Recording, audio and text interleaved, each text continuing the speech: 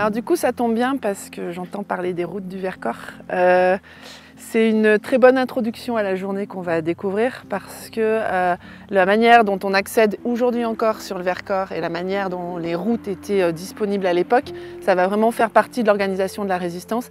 Donc à partir de maintenant, mettez tous vos sens en éveil parce qu'en fait tout ce que l'on va voir, notamment ce que l'on va découvrir à l'intérieur de la structure muséale qu'est le mémorial, que l'on va visiter ce matin, mais aussi tout le paysage qui nous entoure, la nature, les routes, tout ça fait sens dans l'histoire de la résistance du Vercors.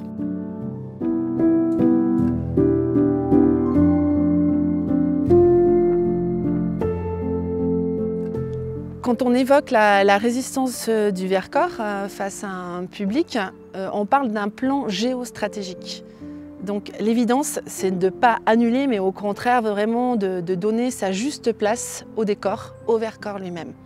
Donc c'est important à mon sens de laisser un temps d'appropriation personnelle. Et du coup, j'invite vraiment les visiteurs autant que possible à ouvrir les yeux sur ce qui les entoure. Pour ma part, j'aime beaucoup en introduction commencer les journées par la découverte du mémorial de la Résistance. Il a une force symbolique dès ses extérieurs. Il y a quelque chose qui se dégage et ensuite dans le cheminement intérieur du mémorial, non seulement on va être replongé dans le contexte de la Seconde Guerre mondiale et de l'occupation, on va rentrer concrètement dans la résistance du Vercors, on va avoir l'occasion d'entendre avec émotion des témoignages de ceux qui ont vécu cette période.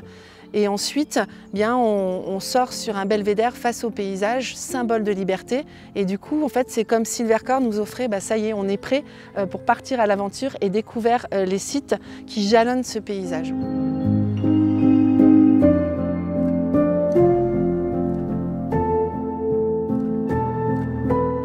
Après, comme je suis très sensible au fait que chacun puisse ressentir le territoire et laisser une part en fait à son émotion personnelle, et ça c'est le silence qui va leur permettre de s'approprier un lieu. Mais c'est un silence qui devient habité au fur et à mesure de la journée, c'est pas juste du non-bruit.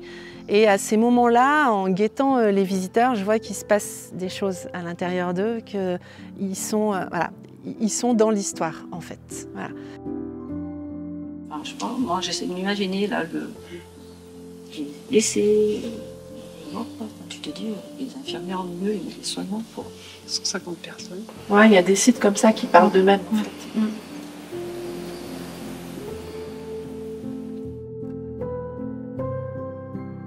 Sur le Vercors, lorsqu'on découvre les sites en lien avec la Résistance, cette histoire, elle se lit en dehors de ce qui est donné à voir dans les structures muséales. Parce qu'on a bien sûr les objets, les documents, les témoignages exposés. Mais en fait, au-delà de tout ça, on a l'acteur principal de la Résistance qui est le Vercors en lui-même.